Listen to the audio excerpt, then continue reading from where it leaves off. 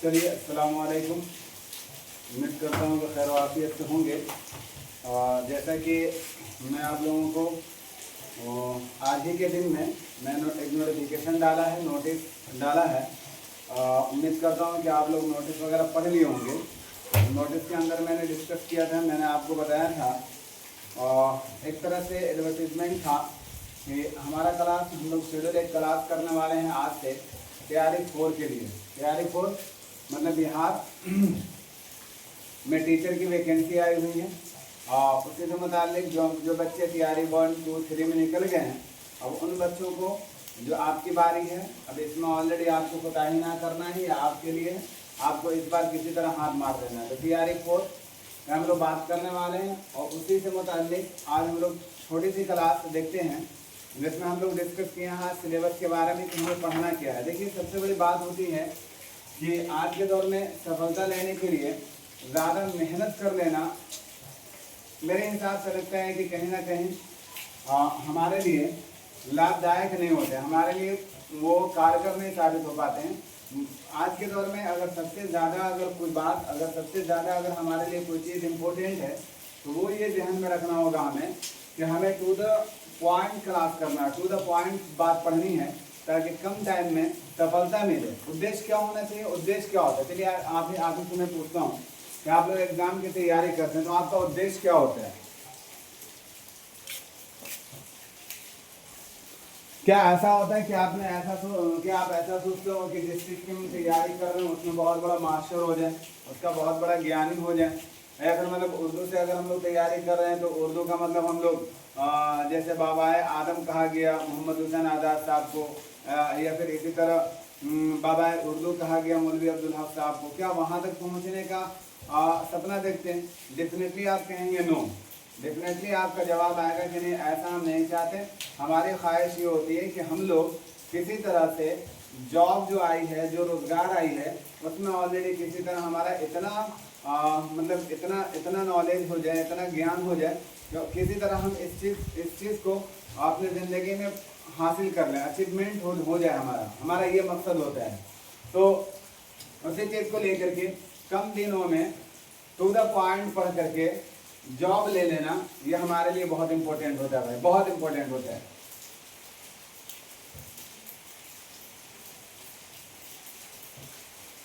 अब आपसे मैं पूछूंगा कि वही साथी ऑलरेडी आते होंगे, वही साथी वो ऑलरेडी आते होंगे, या वही साथी ऑलरेडी क्लास से जुड़ेंगे जो या तो तैयारी 1, 2, 3 में नहीं निकले, या फिर उनके साथ एक और मजबूरी होगी कि या तो डीएलएड और बीएड फाइनल नहीं होगा, या फिर अगर फाइनल हुआ होगा तो स्टेटेड और स्टेट नहीं क्वालिफाई किए होंगे। अब यही 2-3 रीज़न हुआ होगा जिसकी वजह से तैयारी 4 में हम लोग बैठने अब बैठेंगे। ये सारी चीज़ें अचीवमेंट हो गई तो अब हम लोग बैठेंगे। अब ये बात याद रखिएगा कि अब जब इस एग्ज़ाम में हम लोग बैठने जा रहे हैं, इस एग्ज़ाम को जब हम लोग निकालने जा रहे हैं, तो इस एग्ज़ाम के बाद अब देखो, जैसे बिहार सरकार की अगर हम लोग बात करें तो तैयारी 5 का वो बात कर लिया है, लेकिन बात कर लिया है इससे बाद, जैसा कि आपने सुना होगा मुआविन उर्दू मुतरजम का आज से 4 महीना पहले सारी चीज़ें बात हो गई, कैबिनेट से मंजूरी मिल गई, सारी चीज़ें हो गई, लेकिन क्या अब तक कि उसका कोई प्रोसेस नहीं दिख रहा हमें। तो वही चीज़ होता है। तो जैसे तैयारी 4 आया, तो अब तैयारी 4 में जो बच्चे एलिजिबल रखते हैं, एलिजिबिलिटी है उनके पास, वो क्राइटेरिया को फुलफिल कर रहे हैं, तो अब वो ये ना सोचें कि तैयारी 5 में हम निकलेंगे। अरे मेरे दोस्त, जब आपके पास सारी चीज़ें हैं, जब डीएलएड हो, जब आपका सीटेट निकल गया है, या बीएड करके स्टेट क्वालिफाई हो पेपर 1, 2, तो डेफिनेटली कि यहाँ प्राप्त करो ना। अब आगे के बारे में क्यों सोच रहे हो? अब रही बात, जहन में ये होगा सारे लोगों का, तो खुसूसन उन बच्चों का जो साथी मदरसे से बिलोंग ना करते होंगे, मतलब अदर, जैसे बिहार बोर्ड से होंगे, या फिर अगर कोई और अदर स्टेट बोर्ड से होंगे, तो उनका कहना ये होगा कि कम टाइम में हम कैसे तैयारी कर लें। तो फिर याद रखिएगा, इसकी मैं गारंटी दे रहा हूँ, 110% गारंटी लेकर के जाइए कि इंशाल्लाह आपका एग्ज़ाम से पहले आप एग्ज़ाम का एक टारगेट दिमाग में बैठा लीजिए कि आपका एग्ज़ाम, मान लेते हैं थोड़ी देर के लिए आप लोग मान लो कि आप यहाँ से 2 से ढाई महीना ले लो, सपोज कर लो कि 2 से ढाई महीना आप ले लो, तो इंशाल्लाह 2 महीना के अंदर आपको इंशाल्लाह इतना अच्छा ज्ञान नॉलेज दे दिया जाएगा, आपको पढ़ा दिया जाएगा कि डेफिनेटली आप अच्छा करके आओगे, बहुत अच्छा करके आओगे, इसकी गारंटी है मेरी। बस आपका काम ये है कि अगर आप वॉच कर रहे हैं और अगर आप वॉच कर रहे हैं फिर किसी तरह से आप तक नोटिफिकेशन पहुंची है तो आप चैनल को सब्सक्राइब करके रखिए, बेल आइकन को प्रेस कर दीजिए, ये कर दीजिए, लाइक कर दीजिए एंड शेयर कर दीजिए। इससे क्या बेनिफिट होगा? इससे बेनिफिट ये होगा कि हर क्लास जब भी ऑलरेडी अपलोड किया जाएगा डेफिनेटली आप तक के पहले पहुंचेगा। और आपको करना भी कुछ नहीं। एक चीज़ और मैं बता दूं, मेरा पढ़ाने का अंदाज, मेरा पढ़ाने का तरीका कुछ अलग तरीका है। मैं यहीं पे सारी चीज़ें याद कराता हूँ। मेरा कहने का मतलब ये है कि आपको अलग से फिर पढ़ने का मतलब ऐसा नहीं कि यहाँ पे नोट से तैयार करके आप जाओगे फिर आपको घर जा करके याद करना पड़ेगा, रट्टाफिकेशन करना पड़ेगा। नहीं दोस्त, बस यहाँ पे आप क्लास कर लो, यहीं पे सारी चीज़ें याद करा दूंगा। डेफिनेटली इतना याद रखिएगा कि हाँ कितनों भी आप उर्दू से बाहर हो, दूर हो, आपको उर्दू के बारे में कुछ भी मालूम नहीं है, जीरो लेवल से हैं डेफिनेटली। तो ऐसे तो आप जीरो लेवल से नहीं होंगे, इसलिए कि जब उर्दू का टीचर बनने जा रहे हैं तो डेफिनेटली आपके पास पहले से कुछ ज्ञान होगा। बीएड भी आप किए होंगे, स्टेट वगैरह भी दिए होंगे, तो वहाँ से भी ऑलरेडी आपके पास कुछ ज्ञान होगा। उसके बाद अब आपके पास ये एक लास्ट समझ लीजिए लास्ट एग्जाम है जिसको आप क्वालिफाई कीजिए और क्वालिफाई करने के बाद जॉब लीजिए। जॉब लेने के बाद अपना फ्यूचर बनाइए, बाल बच्चा पैदा कीजिए, सब कुछ कीजिए, डजंट मैटर।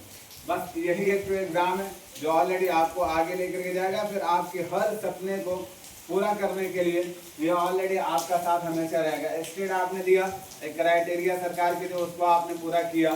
स्टेट आपने क्या बोलते हैं, बीएड आपने किया, डीएलएड आपने किया। सरकार ने कहा कि अगर आपको टीचर बनना है तो बीएड करना है, डीएलएड करना, आपने किया, अथक कोशिश किया, मेहनत किया, पेपर आपने लिखा, 1 सेमेस्टर 4 सेमेस्टर तक पेपर लिखने आप गए, वहाँ पे ऑलरेडी रिजल्ट बनाया। भैया सारा कुछ कर लिए, सारा प्रोसेस कर लिए। अब महीना 2 महीना के लिए छोड़ करके अगर आप चल जाए तो कितने नामहरूमी की बात है। तो डेफिनेटली मेरा कहने का मतलब ये है कि आप क्लास से जुड़ जाइए। डेफिनेटली आपको 1.5 से 2 महीने के अंदर मतलब मुकम्मल तरीके से तैयारी करा दी जाएगी। एग्जाम हॉल में जाएंगे तो इंशाल्लाह आपको समझ में आएगा कि नहीं मैंने जहाँ जुड़ा था बहुत अच्छा मुझे बेनिफिट हुआ है। डेफिनेटली आपको बेनिफिट हो जाएगा। और एक बात मैं कर लूँ, आज जो हम लोग क्लास देखेंगे, आज का क्लास हम लोग बात कर लेते हैं सिर्फ कि देखो सबसे बड़ी बात ये है कि मतलब उर्दू का टीचर हम बनना चाह रहे हैं। तो उर्दू का टीचर बनने का मतलब क्या होगा कि हम कुछ पढ़ लें। अरे भैया जो इतना आपके पास टाइम नहीं है कि आप कुछ पढ़ करके चले जाइएगा। आपको पढ़ना है टू द पॉइंट, वही चीज़ पढ़ना है जो आपके एग्जाम के पॉइंट ऑफ व्यू से ज़्यादा इम्पोर्टेंट है। तो चलिए उसी के मुनासिबत से आज हम लोग क्लास में डिस्कस कर लेते हैं ये पे सिलेबस पे। और सिलेबस पे डिस्कस कर लेने के बाद फिर इंशाल्लाह इस पे क्लास रोज़ाना लेकर के आया जाएगा। आपका काम यही है सिर्फ कि आप रोज़ाना क्लास को देख लीजिए। अपलोड करने का टाइमिंग हमारा क्लास अपलोड कर दिया जाता है 7:30 में इवनिंग में। आप लोग सारे लोग फ्री हो जाते हो, आप लोग जाकर के आराम से बैठ करके वीडियो पोस्ट कर करके देख लेना। और याद रखिएगा मेरे क्लास के अंदर ज्वाइन करने से पहले जो ज्वाइन कर रहे हैं उनको बोल रहे हैं, जो पहले से ज्वाइन किए हैं उनको मैं बता दूं कि मेरे क्लास के अंदर आपको कमेंट करके आंसर करना ही पड़ता है। सारी चीज़ें मैं यही कराता हूँ इसीलिए ताकि आपको अलग से मजीद जा करके मेहनत ना करना पड़े। तो चलिए हम लोग देखते हैं सिलेबस को कि सिलेबस इसका क्या होगा। तो देखिए मैंने ऑलरेडी आपके सामने जैसा आपने आप जानते होंगे कि इसमें 3 तरह के एग्जाम 3 तरह के होते हैं। उर्दू से अगर हम लोग बात 3 तरह की मतलब बहाली होती है। एक होता है प्राइमरी लेवल का जिसको आप लोग प्राइमरी बोल सकते हो, प्राइमरी टीचर। और उसके बाद होता है 6 to 8 वालों का और 9 10 वालों को। फिर उसके बाद होता है 11 12 का जिसको आप लोग क्या बोलते हो, जैसे आप लोग टीजीटी बोलते हो, पीजीटी बोलते हो। अब ये सारे इनका ऑलरेडी पैटर्न जो होता है तो ऐसा तो नहीं है कि जो भैया 11 वाला से पूछेगा 11 12 वालों से पूछेगा वो आपसे भी पूछेगा, नहीं पूछेगा।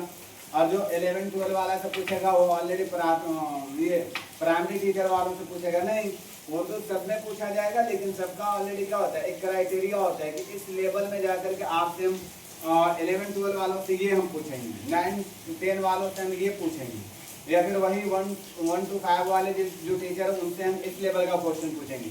आप अगर जाकर के प्रीवियस ईयर का जैसे CRE 1 2 3 का आप पेपर अगर एनालाइज करते हैं खुद से तो देखिएगा क्या टीआरई 1 के अंदर अगर हम लोग बात कर रहे हैं तो पेपर का जो पैटर्न था ना काफी इजी था, बहुत इजी था, बहुत आसान था। और उसके बाद टीआरई 2 और 3 के अंदर हम लोग ये कह सकते हैं कि इजी टू मॉडरेट था, ये कह सकते हो कि इजी टू मॉडरेट था। अब पेपर कैसा बनेगा जो आपको मालूम होना चाहिए कि अब जो आने वाला एग्जाम है टीआरई 4 डेफिनेटली है कि कट ऑफ हाई जाएगा, इसका पैटर्न को थोड़ा सा ये किया जाएगा, टफ किया जाएगा। अब ये कह दीजिए कि मॉडरेट टू टफ की तरफ जाएगा। तो इसलिए जाएगा कि ऑलरेडी बहुत सारे इसमें बहाली हो चुके हैं। अब वही मुंतखब शुदा जो ऑलरेडी बचे हुए आपके पास सीट हैं उसी पे ऑलरेडी आपको क्वालिफाई करना है। बहुत ज़्यादा बच्चे लोग हैं जो ऑलरेडी इसमें ये करेंगे, फॉर्म भरेंगे और फॉर्म भरने के बाद वो भी एग्जाम में बैठेंगे डेफिनेटली। अब मान लो आपका सीट है 10,000 या 20,000 या 50,000 जो भी है और उसका 10 गुना लोग बैठेंगे तो डेफिनेटली आपका पेपर का जो मूड होगा, पेपर का जो क्वेश्चन होगा उसको टफ किया जाएगा। एक तरीका ये होता है। दूसरा तरीका ये होता है कि कट ऑफ हाई चला जाता है। अब याद रखिएगा वो बच्चा जो टीआरई 1, 2 में बैठ करके एग्जाम निकाले हैं उनको आइडिया होगा और वो जानते होंगे कि जो हलवा पेपर बना करके दिया गया था अब आपको मिलने वाला नहीं है। तो समझ लीजिए कि वो एक तरह से अलग तरीके का किस्मत ही लेकर के आया था, तो उनको मिल गया अब वो मलाई नहीं मिलेगा। अब एग्जाम याद रखिएगा आने वाला टीआरई 4 में टफ होगा आपके लिए। टफ इसलिए होगा, रीजन इज दैट कि उस समय सरकार को एक पॉलिसी चलानी थी, एक तरीका, एक मेथड था। आपने सुना होगा कि उस समय नीतीश कुमार का ऑलरेडी थोड़ा सा ज़्यादा ही था, मतलब ये गठबंधन के सरकार बना करके जाने का कि वो सपना देख रहे थे कि हाँ हमको ऑलरेडी क्या करा प्राइम मिनिस्टर का एक पोस्ट मिलने वाला है। तो उस समय उन्होंने क्या कर दिया, सारे स्टेट को भी फ्री कर दिया, लेकिन इसमें डोमिसाइल लागू किया गया। और उसके बाद जो हमारा ये है इसको बच्चे भी ज़्यादा बैठेंगे, ये भी आप अब जो टीआरई 1 में बैठे होंगे, टीआरई 2 में बैठे होंगे, टीआरई 3 में बैठे होंगे, किसी वजह से उनसे अगर नहीं निकला होगा सपोज, तो याद रखिएगा वो आपसे ज़्यादा टैलेंटेड होंगे। अब आपको उनके लेवल में पहुंचना होगा, जैसे 2024-26 वाला, 22-24 वाला या 23-25 वाला जो बच्चा बीएड करके आया होगा, डीएलएड करके आए होंगे, इसी में स्टेट और सीटेड आप निकाले होंगे। अब आप बैठिएगा, आपका ये पहला एग्जाम होगा, तो डेफिनेटली जो बच्चा 2 एग्जाम में पहले से बैठ रहा वो चलो आपसे ज़्यादा टैलेंट नहीं हो सकता, मान सकते हैं, लेकिन आपसे ज़्यादा एक्सपीरियंस तो उसके पास होगा ना, वो जानता होगा ना कि मुझे कैसे पढ़ना है। तो यही चीज़ को मद्देनजर रखते हुए मैं आपको लेकर के आया हूँ एक क्लास कि आप वही चीज़ पढ़ करके जाइए जो आपके लिए ज़्यादा बेहतर है, वो उतना ही पढ़िए और वही पढ़िए जो आपके लिए ज़्यादा ज़रूरी है, उससे ज़्यादा हम लोग पढ़ेंगे नहीं। तो जो बच्चे याद रखिएगा पीआरटी मतलब प्राइमरी टीचर के लिए हैं या टीजीटी हैं या पीजीटी हैं, सारे लोगों के लिए क्लास है। क्लास यहाँ पे ऑलरेडी प्रोवाइड कराए जाएंगे, उसी लेवल का ग्रामर पढ़ाया जाएगा, कवायद पढ़ाए जाएंगे जो ऑलरेडी सारे लोगों का हम यहीं पे ऑलरेडी आज ये कर लेंगे कि कहाँ से कहाँ तक प्राइमरी वालों को पढ़ना है और कहाँ तक। ऐसे आप पढ़ लीजिए, सारे लोग प्राइमरी वाले भी पढ़ लीजिए और ऊपर वाले अप वाले भी पढ़ लीजिए, इन सारी चीज़ों को पढ़ लीजिए। आपके पास वक्त है, पढ़ लीजिए। हो सकता है मेरे कि जो ऊपर वाले से कुछ हो सकता है, प्राइमरी वालों से पूछ ले, कुछ भी हो सकता है भाई। तो इसको ध्यान में रखते हुए आप पढ़ाई कर लीजिए। तो देखते हैं हम लोग बिहार टीचर्स, मैंने लिखा है आपके सामने बिहार टीचर्स वैकेंसी, जैसे टीआरई 4 आने वाला है।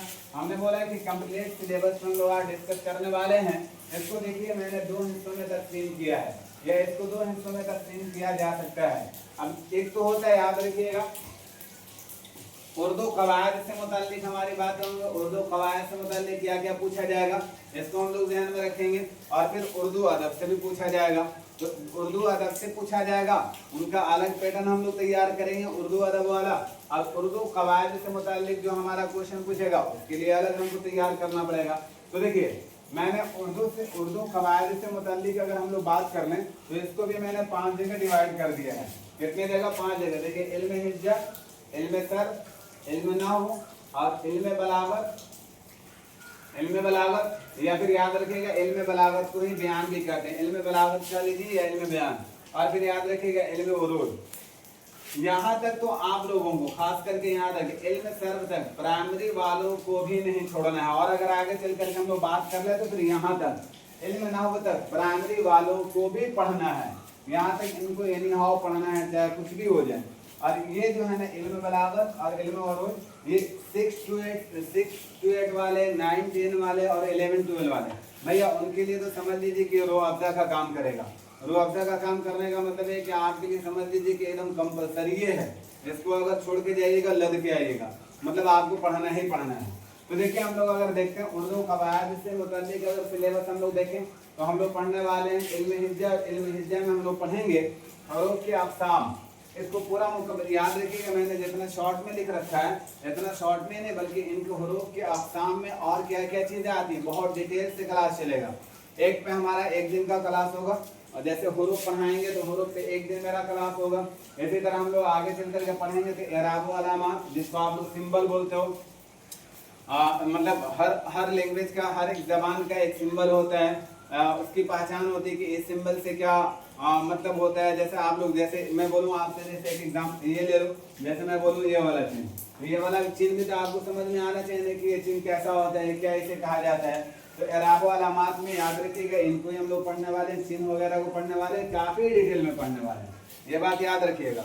उसके बाद अगर हम लोग बात कर लें तो इल्म सर्फ के अंदर मुतशाबिह सौत क्या होता है याद रखिएगा। मतलब जो हमारी जबान से निकलती है, जो आवाज़ निकलते हैं, जो अल्फाज निकलते हैं, एक दूसरे से क्या होते हैं, मिले जुले होते हैं, मुतशाबिह सौत उसे कहा जाता है। मतलब आवाज़ तो एक होते हैं लेकिन माना अलग होता है। लेकिन कहीं कहीं ऐसा होता है, याद रखिएगा कि हमारे मुतरादिफ अल्फाज होते हैं। मुतरादिफ अल्फाज के बारे में भी हम लोग पढ़ेंगे।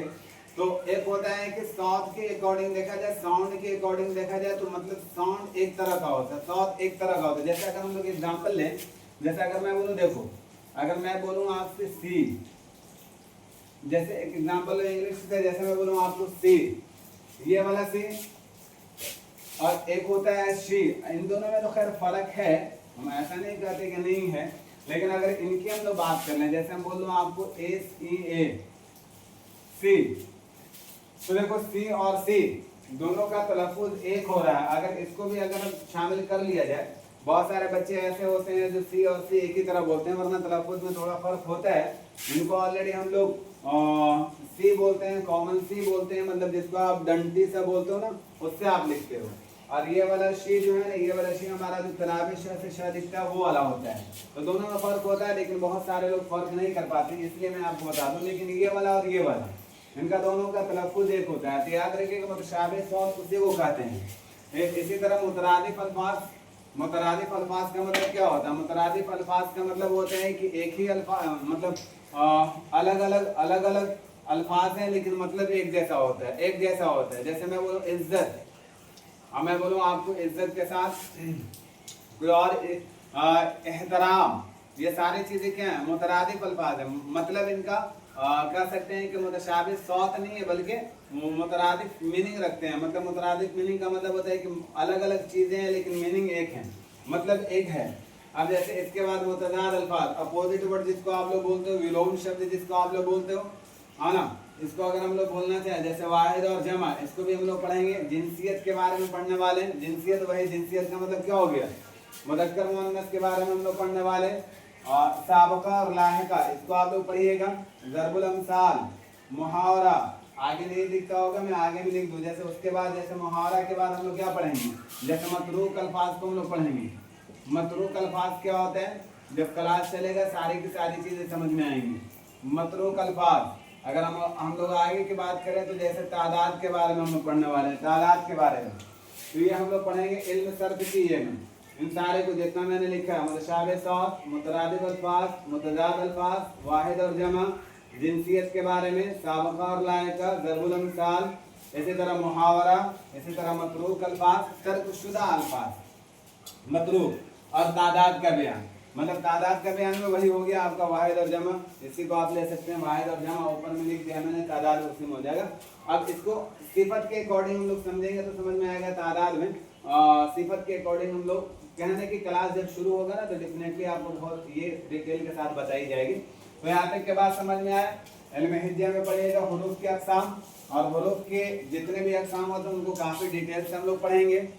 इसी तरह हम लोग पढ़ लेंगे आगे में अराब व अलामात, जो चिन्ह वगैरह होते हैं, जो हमारे सिंबल वगैरह होते हैं, उनके बारे में पढ़ेंगे। फिर उसके बाद इल्म सर्फ के बारे में पढ़ेंगे। इल्म नाहू, तो इल्म नाहू में याद रखिएगा हम लोग जुमला की किस्में पढ़ेंगे, उसके साथ लफ्ज़ की किस्में, इसी तरह कलमा की किस्में, इसी तरह फ़ेल की किस्में, हर्फ की किस्में, सिफत की किस्में, ज़मीर की किस्में, ये सारी चीज़ें पढ़ेंगे। और मेरा क्लास अगर आप लोग पहले से देखते होंगे तो स्टेट क्लास के अंदर मैंने सारी चीज़ें आप लोगों को, ये सारी चीज़ें मैंने पढ़ा रखा है। यहाँ तक के प्राइमरी वाले 1 to 5 वाले, इनको यहाँ तक के एनी हाउ पढ़ना है, चाहे कुछ भी हो जाए, चाहे कुछ भी हो जाए। कोई आपका एक्सक्यूज नहीं चलना चाहिए, कोई भी आपका बहाना नहीं चलेगा। आप बहाना देखो, बहाना निकालने का मतलब क्या होता है, बहाना निकालेगा खुद का नुकसान कीजिएगा, आप किसी का लेकर नहीं जाएंगे, नुकसान आपका हो जाएगा। ये ध्यान में रखिएगा, आपको यहाँ तक एनी हाउ पढ़ना ही पढ़ना है।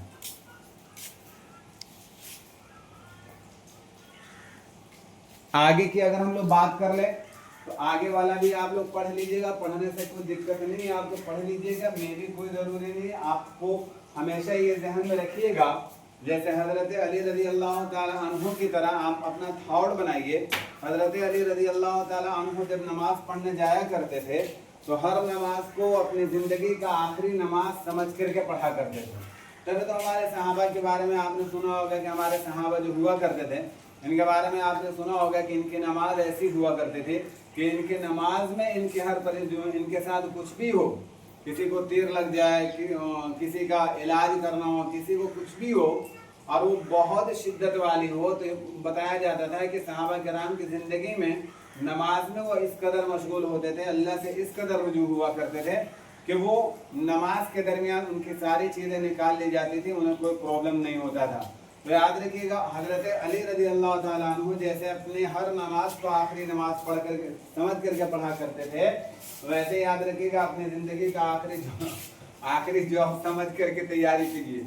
मेरी बात समझ में आती होगी, मतलब हम कहना चाह रहे हैं। देखिए मुताबिकत में हंसी जो बात आई ना, वो हंसी इसलिए आई कि मतलब हमने तुलना जो किया वो तुलना सही नहीं है, लेकिन मैंने आपको एक बात बताई है। देखिए हमारे क्या, माफ़ कीजिएगा, हमारे क्या सोसाइटी के अंदर नज़रिया लोगों का ये है कि देखो अभी मैं ये क्या था, PhD के लिए मैं अभी ये हरियाणा राजस्थान की तरफ से आ रहा हूँ, तो मुझे मालूम है वहाँ पे मैंने देखा कि वहाँ का वातावरण अलग तरीके का है। जैसे हमारे यहाँ बिहार, उत्तर प्रदेश, झारखंड की अगर हम लोग बात करें ना, तो यहाँ पे लोगों का नज़रिया क्या है, माफ़ करना अरे, लेकिन लोगों का ये नज़रिया होता है ना कि बस नौकरी मिल गई, मतलब समझ लो कि हर कुछ मिल गया, मतलब कह सकते हैं ना कि अल्लाह से मुलाकात हो गई। यहाँ के ये नज़रिया है हमारे यहाँ का। और गार्जियन भी प्राथमिकता देते हैं हर चीज़ को कि नहीं भैया जो नौकरी में है। आप देख लो, अपने घर में देखते होगे, ज़रा सोचो, अपने घर में आप देखते होगे कि अगर आप लोग 4 भाई हो, इनकेस ऊपर वाला 2 अभी तक बेरोजगार हैं या किसी तरह से मतलब मान के चलो अच्छा पैसा कमा रहे हैं, लेकिन प्राइवेट सेक्टर से हैं वो, आपने देखा होगा, आप सोसाइटी में रहते हैं देखते होंगे, वो अगर प्राइवेट सेक्टर से अच्छा कमा रहे हैं, नौकरी वालों से अब डेफिनेटली अच्छा कमाएंगे। प्राइवेट में जो पैसा है और प्राइवेट में जो हर चीज़ है, रॉयल्टी है, और रॉयल्टी वो डेफिनेटली यहाँ नहीं है, लेकिन फिर भी हमारा नज़रिया जो है ना, थॉट जो है ना, वो कह नहीं सकते हैं। और खास करके लड़कियों को तो मैं और कहना चाहूँगा आप लोगों को, भाई वो ज़माना लग गया, gone are the days when SS used to rot sweat, it rot sweat, वो दिन लग गया जब गधे जलेबी खाया करते थे। आप लोगों को भी मेहनत करना होगा, आप लोगों को भी मेहनत करके आगे बढ़ना होगा, तब आप मुकाबले में आइएगा, ठीक है, ये याद रखिएगा, वरना नहीं आएगा तो फिर तिलक जहर देने के लिए तैयार हो जाइएगा। तो मतलब आप ये कहने का मतलब है, मेरा लबुलबाब यही है कहने का कि भाई आखिरी मतलब आप अपने ज़िंदगी का जॉब समझो इसको, मुझे किसी तरह ले लेना है। जो खास करके खुसूसन टीचर वाले वैकेंसी के जो इंतज़ार करेंगे, TRE 4 के बाद इंतज़ार करना भूल जाइएगा, ठीक है, तो यही आपके लिए लास्ट होगा। यहाँ पे हम लोग बात कर लें तो 6, 8 वाले, 9, 10 वाले, 11, 12 वाले, इनके लिए तो ये पढ़ना ही पढ़ना, ये तो पढ़ेंगे ही पढ़ेंगे, लेकिन इनके साथ इनको छोड़ना नहीं है। फिर में मजाज मुरसल हो गया, इस्तिआरा हो गया, कनाया हो गया, तलमीन, तकरार, तजाद, इबहाम, इसी तरह तजनीस पढ़ना होगा। इसी तरह इल्म बदी, इनके बारे में लोग पढ़ना होगा। इल्म उरूद के अंदर याद रखिएगा हम लोग शेर व शायरी के बारे में ही पढ़ेंगे। अशार से मुताल्लिक, शोरा से मुताल्लिक अशार के बारे में ही हम लोग पढ़ाई करेंगे ज़्यादा से ज़्यादा, जिसमें बहर, वज़न, काफिया के बारे में, मतलब हुस्न मतलब, मक्ता, या फिर इसी तरह हम लोग पढ़ेंगे नज़म के बारे में, गज़ल के बारे में। फिर गज़ल पढ़िएगा तो आज़ाद गज़ल होता है, पाबंद गज़ल होता है, पाबंद नज़्म होता है। इसी तरह आपने मसनवी, मरसिया, कसीदा, इन सब के बारे में आपने पढ़ा होगा। इसी तरह मुसल्लस, मुरब्बा, मुखम्मस, इन सारी चीज़ों के बारे में हम लोग पढ़ेंगे, जैसे फतह के बारे में पढ़ेंगे और रुबा के बारे में पढ़ेंगे। इन सारी चीज़ों के बारे में इनके अंदर इल्म उरूज के अंदर हम लोग कवर करेंगे। तो ये पहला हमारा ये हो गया, एक तरह से कह सकते हैं कि हमारा पहला पार्ट का ये सिलेबस हो गया, जहाँ से हम लोगों को पढ़ना है। चिंता मत कीजिए, इंशाल्लाह ये हमारा 15 से 20 दिन का क्लास है। कितना दिन का क्लास है? 15 से 20 दिन का। जो शॉर्ट हमारा होगा एक दिन में 2 पढ़ा देंगे, और जो ज़्यादा बड़ा होगा उसको एक दिन में पढ़ा देंगे इंशाल्लाह। एक दिन में तो एक चैप्टर पढ़ाएंगे ही पढ़ाएंगे, चाहे कुछ भी हो जाए। तो ये हो गया हमारा पार्ट 1 का। अगर हम लोग पार्ट 2 की बात कर लें तो पार्ट 2 में जैसे मैंने आपको बताया उर्दू अदब से मुताल्लिक़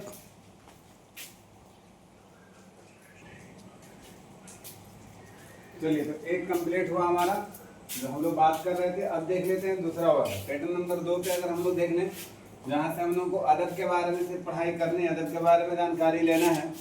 और आप याद रखिए कि उर्दू से आपके लिए कितना अच्छा अपॉर्चुनिटी है कि आपको 80 नंबर मिल जाता है यहीं से भाई। अगर आप थोड़ी सी मेहनत कर लेंगे ना, और ख़ास करके जो मदरसे वाले स्टूडेंट हैं वो थोड़ी सी मेहनत कर लेंगे तो 80 नंबर आपसे यहीं से पूछता है, जनरल से आपसे पूछता है 40 नंबर। तो अगर आप 80 में अगर आप टारगेट बना लीजिए, 70-75 हम निकाल लें और 25 उधर से आप कर लीजिए, तो आपका जोड़ लीजिए 70 और 25, इंशाल्लाह कट ऑफ में आ जाइएगा। ये ध्यान में रखिए। लेकिन ये भी बात आप याद रखिएगा, खास करके जो जनरल वाले बच्चे होंगे, आप 100 प्लस का ही उम्मीद लेकर के चलिए कट ऑफ जाने का। और कोई भी बच्चा है, कोई भी बच्चा हो, देखो कोई भी SC ST वाले हों, OBC वाले हों, किसी भी कैटेगरी से आने वाले हों, वो जहन में आप यही रखिए कि हमको जनरल लेवल की तैयारी करनी है, बात खत्म। आप जनरल पे अपना रिजल्ट बनवाने, यार दिक्कत क्या है आपको? आप जनरल नंबर पे ये पे बनवाइए। आप एकदम दिमाग में टारगेट बना लीजिए कि 120 में हमको 100 स्कोर करना ही करना है, चाहे कुछ भी हो। ये ध्यान में रखिए, तो आपको यहाँ से बहुत प्लस पॉइंट मिल जाता है। और मैं उन साथियों से खुसूसन मुतवज्जो हूँ, मुझे माफ़ कीजिएगा अगर बोलते हैं नहीं कि अल्हम्को नूरुन, वो बात है कि जो मदरसे के कैंडिडेट होते हैं तो बनिस्बत और लोगों से उनका, देखो दोनों का पैटर्न अगर देखा जाए, जो मदरसे का कैंडिडेट होते हैं उनकी उर्दू ठीक ठाक होती है, वो अदब वगैरह से जुड़े हुए होते हैं, कवायद वगैरह उनकी ठीक ठाक होती है, वो यहाँ से ठीक होते हैं। और अगर बिहार बोर्ड वाले बच्चों की बात कर ले तो फिर उनका जनरल पेपर बहुत अच्छा होता है। तो भैया दोनों में तालमेल है, तो दोनों में तालमेल है। अब यहाँ पे स्कोर किसका अच्छा होगा? जो मेहनत करेगा ज़्यादा, ये याद रखिएगा। तो मदरसे वाले बच्चों को भी मेहनत करना है। आप यहाँ कोशिश कीजिए कि हमको 80 में मुझे 78 जाना है, 75 जाना है, 76 जाना है, ये उम्मीद रखिए आप लोग। और जो बिहार बोर्ड वाले हैं बच्चे, वो भी ध्यान में रखिए कि नहीं हमको भी अच्छा करना है इसमें। तो देखिए उर्दू अदब में अगर हम लोग बात कर लें तो दबिस्तान से मुताल्लिक हम लोग पढ़ेंगे। दबिस्तान से मुताल्लिक, अब दबिस्तान क्या होता है? दबिस्तान क्या होता है? तो आपने सुना होगा दबिस्तान लखनऊ है, दबिस्तान दिल्ली है, दबिस्तान हैदराबाद है। तो ये दबिस्तान क्या होते हैं, इनके बारे में जब हम लोग डिटेल में पढ़ेंगे ना तो बहुत सारी चीज़ें हम लोग को यहाँ से खुल करके आएंगे कि दबिस्तान क्या होते हैं। दबिस्तान, और याद रखिएगा इसमें बहुत सारे शोरा लोग हैं ऐसे जो ऑलरेडी आपसे क्वेश्चन ये पूछा जाता है कि जैसे दबिस्तान है, दिल्ली से ताल्लुक़ रखने वाले शोरा का नाम बताइए। कुछ शोरा का नाम दे देता है और ये आपसे पूछ लेता है कि इनका किस दबिस्तान से इनका ताल्लुक़ है। इस तरह का भी क्वेश्चन बनता है। तो दबिस्तान को भी हम लोग डिटेल में पढ़ेंगे।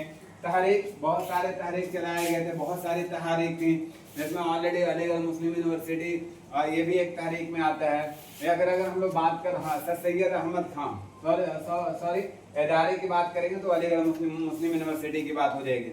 हाँ, सर सैयद अहमद की तहरीक है, या बहुत सारे तहरीक ये है, देखो ध्यान में नहीं आ रही बात, अरबाब ज़ौक़ करके हैं एक, हल्क़े अरबाब ज़ौक़ करके एक तहरीक है। तो बहुत तरह की तहरीक आई हैं, उसमें हम लोग बात करेंगे। इदारे से मुताल्लिक हम लोग बात करेंगे, इदारे से मुताल्लिक हम लोग बात करेंगे। इसी तरह नज़म निगारी पे बात होगी। वसल गोई, याद रखिएगा नज़म निगारी में क्या करना आप लोगों को, उन सारे शोरा का पैदाइश और वफात याद करना होगा। मतलब ये कि तारीख पैदाइश और तारीख वफात याद करना होगा। वहाँ से क्वेश्चन बनता है, फॉर्म होता है। कौन नज़्म निगार शोरा है। याद रखिएगा, हम लोग ऐसे कॉमन बोलते हैं ना, गालिब हो गए, अल्लामा इकबाल साहब हो गए, मीर तकी मीर साहब हो गए, अकबर इलाहाबादी हो गए, नज़ीर अकबराबादी हो गए, इसी तरह और भी बहुत सारे हैं, अख्तरुल ईमान हो गए, इसी तरह नज़र मोहम्मद राशिद हो गए, नून में राशिद जिनको आप कहते हो, कलीम आजिज साहब हो गए, बहुत सारे शोरा हैं। अब उनमें आपसे ये पूछेगा ना कि इनमें नज़्म निगार शोरा कौन कौन है, और इसी तरह गज़ल गो शोरा कौन कौन है, तो उनको भी अलग अलग तरीके से अलग अलग डिपार्टमेंट में आपको रख के याद करना होगा। ये याद रखिएगा, ऐसा नहीं कि आप गज़ल गोई में अल्लामा इकबाल साहब को दे देंगे, नज़्म निगारी में मतलब मान के चले किनको किसी को भी ले लो। बहुत सारे शोरा ऐसे हैं, बहुत सारे शोरा ऐसे हैं जो दोनों में तब आजमाई की है, और बहुत सारे ऐसे हैं जैसे नज़ीर अकबराबादी की बात करें तो वो नज़्म निगार हैं, ज़्यादा उन्होंने नज़्म पे काम किया, गज़ल पे काम नहीं किया है। गज़ल पे जैसे कलीम आजिज साहब हैं तो इन्होंने गज़ल भी कहा है और नज़्म भी कहा है। तो इन सारी चीज़ों को याद रखिएगा, गज़ल को शोरा को अलग याद करना पड़ेगा, नज़्म निगार शोरा को अलग याद करना पड़ेगा। मरसिया निगारी पे बात करना होगा हम लोगों को। मरसिया क्या होता है इसको हम लोग डिटेल से पढ़ेंगे। कसीदा निगारी पे हम लोग बात करेंगे। मसनवी निगारी, कौन कौन मसनवी निगार हैं, कौन कौन सी मसनवी बहुत मशहूर है। अफसाना निगारी पे हम लोग बात करेंगे, जैसे यहाँ से मुंशी प्रेमचंद को याद करना पड़ेगा आपको, इसी तरह कुर्रतुल ऐन हैदर साहब को याद करना पड़ेगा आपको, इसी तरह आपको यहाँ पे याद रखिएगा इसमें चुस्ताई साहब को याद करना होगा। इसी तरह यहाँ पे क्या बात है, इलियास अहमद गद्दी साहब को याद करना पड़ेगा, गयास अहमद गद्दी हो गए। तो इन सारे लोगों को ध्यान में रखना होगा अफसाना निगारी में। मसनवी निगारी सॉरी कसीदा निगारी में जैसे हम शेख मोहम्मद इब्राहिम ज़ौक़ साहब को पढ़ लेंगे, सौदा साहब को पढ़ लेंगे। इसी तरह ड्रामा निगारी में आएंगे तो इनका पूरा हमको डिटेल पढ़ना होगा। ड्रामा निगारी में उनमें जो अहम शोरा हैं उनको ऑलरेडी याद करना पड़ेगा, उनकी तारीख वफ़ात, तारीख पैदाइश याद करना होगा, जाए पैदाइश जाए वफ़ात याद रखना होगा जहन में। इसी तरह दास्तान निगारी में कौन कौन आते हैं, जैसे शब रश की अगर हम लोग बात कर लें दास्तान में तो शब रश बहुत मशहूर किताब है।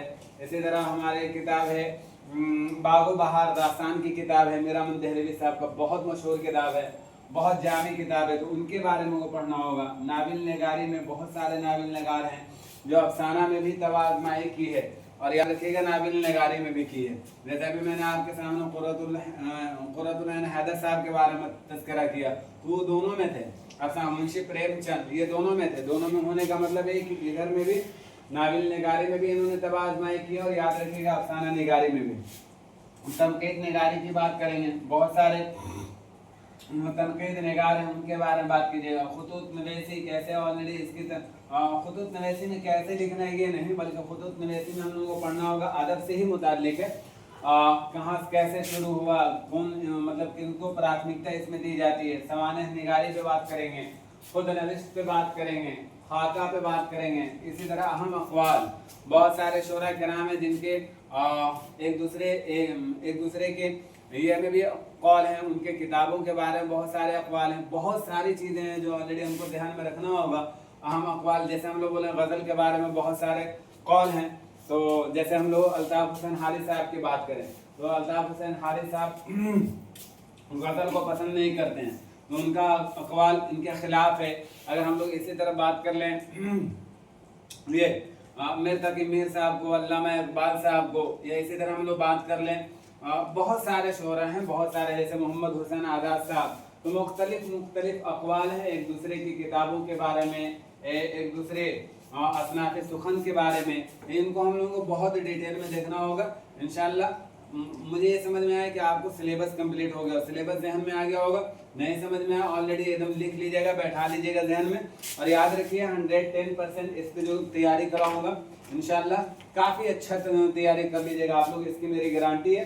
बस आप लोगों से यही उम्मीद करता हूँ कि आप लोग बहुत अच्छा करो इंशाअल्लाह, और अच्छा करके अच्छा रिजल्ट बनाइए ताकि आपकी आगे का ज़िंदगी भी अल्लाह ताला तबारक व तआला हमवार कर सके। और याद रखिएगा पढ़ने से ज़्यादा कोशिश कीजिएगा, अल्लाह से ताल्लुक़ लॉ लगाइए, नमाज रोज़े की पाबंदी कीजिएगा, अल्लाह तबारक व तआला से दुआ कीजिएगा, अपने लिए भी कीजिए, मज़ीद हमारे लिए भी दुआ कीजिएगा। हम भी मुतमन्नी हूँ कि आप हमारे लिए भी दुआ करते रहें। और इन सारी चीज़ों को इंशाल्लाह हम लोग कल की क्लास में, आज का क्लास कैसा लगा इसके बारे में ज़रूर फीडबैक आप लोग दीजिएगा। जैसा भी लगा मुझे, खा नेगेटिव हो पॉजिटिव हो, आप मुझे फीडबैक देने की जहमत करेंगे। और मेरा ऑलरेडी मैं आप लोगों को बता दूं कि आप लोग ज़्यादा से ज़्यादा साथियों में शेयर कीजिएगा। अगर आप तक के पहुंचा हुआ है तो लाइक कीजिएगा, चैनल को सब्सक्राइब कर दीजिएगा, ज़्यादा से ज़्यादा स्प्रेड कीजिए वीडियोस को, ज़्यादा से ज़्यादा लोगों में फैलाइए। मिलते हैं इंशाल्लाह कल मेन क्लास के साथ, तब तक के लिए दीजिए मुझे इजाज़त। खुदा हाफिज़, अस्सलामु अलैकुम।